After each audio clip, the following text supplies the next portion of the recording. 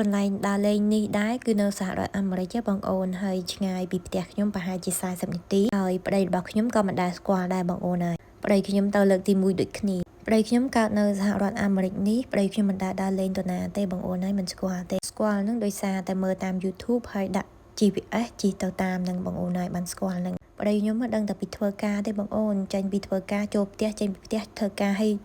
ចូលផ្ទះហ្នឹងនៅតែក្នុងបន្ទប់ទេពេលទំនេរហ្នឹងប្តីខ្ញុំជួយចិត្តលេងហ្គេមអញ្ចឹងណាមិនដែលដើរទៅលេងនរណាមួយមិត្តភ័ក្តិអីក៏មានដែរហើយអញ្ចឹងធ្វើប្តីខ្ញុំអត់ស្គាល់ទេដល់ខ្ញុំយកខ្ញុំមកបានតែបងអូនធានាខ្ញុំមកបានអញ្ចឹងណា